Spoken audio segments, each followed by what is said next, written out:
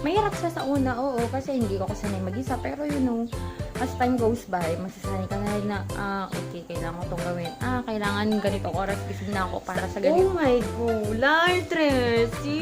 Please let me know down below, guys, yung mga favorite songs nyo para ma-download ko. Kasi, nag-search talaga ako ng mga songs. Kahit hindi siya bago, basta yung mga magaganda.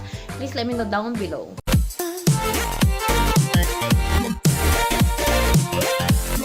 Good morning, everyone! Welcome back to another vlog!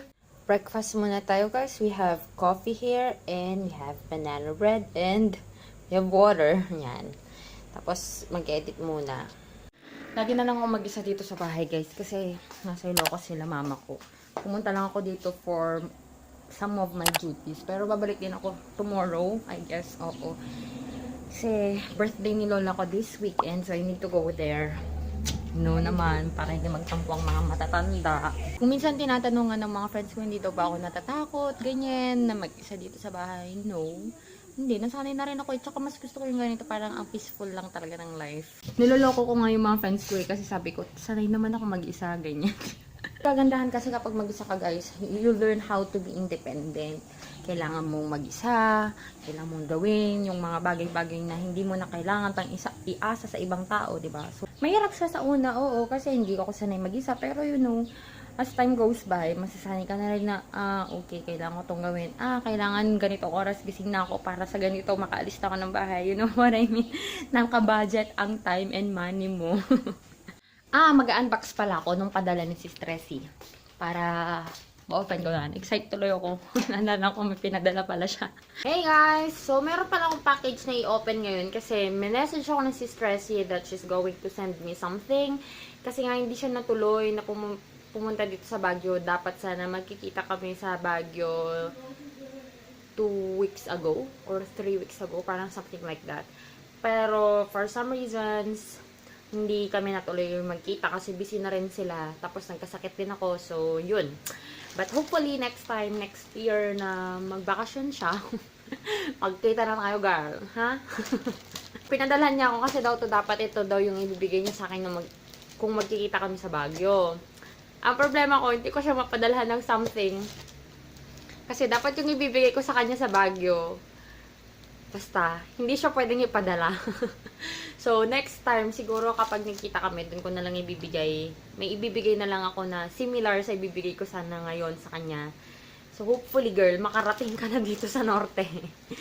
So, let's open this one. Itong mabaitang talagang ito, masyado siyang madaming nalalaman. Okay, so, let's use our handy-dandy knife. Ayan. Ewan ko kung ano na naman tong mga to. Wala kami pinag-usapan eh. Bigla na lang siyang nag-message na, sis. Ganun. Ano. Psst. Sabi. Psst. Pangalan ko lang. Let's take it off. And then, ano na naman ito? Siguro letter. Ayan. Ito kasi siya. Ay, wala si Bebe. Gustong-gusto ko nag-unbox nang kasama ko si Bebe. Okay. Hindi tayo nagkita, lilipad na naman ako ulit, sabi niya. Excited pa man din ako makita sila kasi hindi lang siya yung pupunta, pati si Yam Yam, nakikiyam-yam na. Tsaka yung mga friends niya, kaso yun nga, ang dami nang nangyari na, busy kasi sila eh, syempre, mga application, processing ng mga papers nila, ganyan. Kaya naintindihan ko rin. Tapos yun, sakto, buti na lang din hindi sila natuloy. Kasi ready na ako nun eh. Naganap pa kami ng mga tutuluyan nila, ganyan. Pero nagkasakit din ako. Ano na naman ito? Hala! Parang madaming lipstick na. Narinig ka. Oh my gulay, Tracy! Ang dami guys, oh! As in... Hala! Kasi, hindi pang paganda yung ibibigay ko sana sa kanya eh. Basta iba. Kaya hindi siya pwedeng isend. Alo, grabe siya. Meron tayong Revlon Color Stay Moisture Stain. Ayan. Ayun. Mamaya ko nabuksan. O, sige na nga, buksan na nga natin. I-swatch na natin. Para may tong unboxing natin. Oh, sorry. I'm gonna peel you off. Whatever. Okay, that's it. You're gone. You are so gone. Orange. orange. May pagka-orange siya.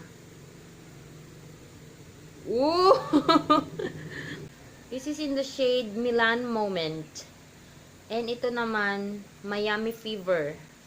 Bongga. Yung babaeng to talaga eh. Si Tracy kasi mahilig siya sa mga lippy product. Tapos gusto niya yung mga Vavavoom. Oh! Grabe, parang neon color ito eh. Ayan, ito siya. We have this one mix na in the shade Addis Ababa. Wow! I like it. I like the color. Ato, pink. Ooh, I like it. Another NYX NYX Butter Lipstick naman. Ito. Parang mapink in the shade Razzle Fiesta. Bongga talaga tong iday na ito. Oh, this is the color. Napaka-fank. Fank na fank. Para talaga siyang butter na nag-melt lang. Ayan. Ito. Oh, ang cute. Gusto ko yung mga colors. Kasi more on pinkish mauve. Ganun ang mga type ko rin eh. Tsaka red. Para naka-move on na nga ako sa red. Oh my gulay. NYX Matte naman ito. Baka ito yung sinasabi niya na medyo nag-melt na. Sabi niya eh. Oh my gosh, I like it. I think I'm gonna do a makeup look gamit ito. Ang shade pala nun kanina is Siren 32. Ito naman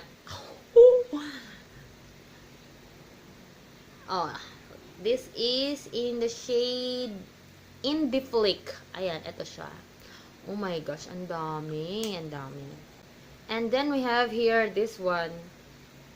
Ano naman tong shade niya is Couture Mode. Ayan. Couture Mode. Oh my gulay. Gusto ko to kasi nude siya. Madali lang. And then, tapos na tayo sa mga lipstick. Let's move on to this box.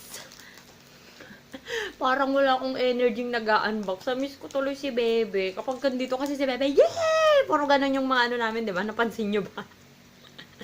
Ang saya-saya namin. Ano ba to? Hala! Oh my gosh! Alam ko na siya.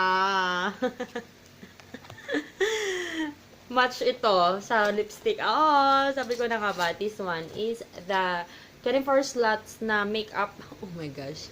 Di ba may ganito akong lipstick? Tapos kagabi, inisip ko na bumili ng isa pang ganito kasi kulang yung lalagyanan ng mga lipstick ko. Tapos, ayan. Kasi may nag-add sa akin sa Instagram na may tinda siyang ganito. Thank you, Tracy. We have one and another one here. Ayan. So, ang dami nang lalagyan ng mga lip products na binigay niya. Kasi ang dami niyang binigay. So, that's it for the unboxing, guys. Yun yung mga binigay niya. Thank you so much, Sis Tracy. You don't have to do this. Pero, alam nyo kasi siya, guys. Ewan ko ba dun? Sa babaitang yun. Parang, ang laki ng puso niya. Pinalaki ata masyado ni Yam Yam. Yun. Thank you so much, Sis Tracy. I hope you have a safe flight. And I hope to see you soon. Sana makapasyal na tayo sa Baguio. Kasi, hindi talaga nagmamatch yung sked namin. Ano ba? Nag-download ako ng mga acoustic songs, guys. Kasi nagre-reklamo na yung mga ka-work ko sa hospital. Lagi na lang Versace on the floor yung patugtog namin. Tapos sabi, nakakainis ka ate. Sabi nila, kasi daw, napapakanta na rin daw sila doon. Kaya, sige na, para may ibang playlist sa hospital. Da-download na talaga ako. Please let me know down below, guys, yung mga favorite songs nyo para ma-download ko. Kasi, nag-search talaga ako ng mga songs. Kahit hindi siya bago, basta yung mga magaganda. Please let me know down below. Inayos ko na yung mga lalagyan ng lipsticks, guys. Ito yung binigay ni Sis Tracy. Yung isa nandun pa sa box. Mga brushes ko. And, dati, itong isang to, ito pala, hindi to. Kaso, dyan na, para dalawa sila. Tabi sila. Yeah, I love it. Thank you, Sis Tracy. Excited na ako gamitin to. At saka yung... Hala, nasa na yun? Ito. I want this one.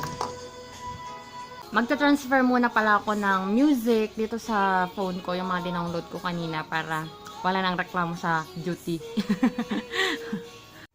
Hey guys, so ready to go na ako sa hospital. Naka-short pa lang ako kasi doon ako magbibihes. And yun, nagkili lang ako, tsaka lips, tsaka BB cream. And the one that I used is yung inopen ko kanina, yung binigay ni Sis Tressie.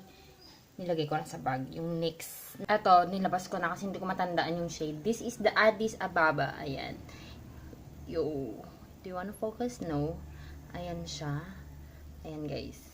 Yan yung shade niya. And ito na. Yung bigay ni Sis Tressie. Thank you so much, Sis Tressie. And I will put her link down below, guys, kung hindi nyo pa napapanood si Sis Tressie. Si Tita Tressie. Ayun. Kasi sobrang jolly. So, I'll talk to you guys on my next video. Bye!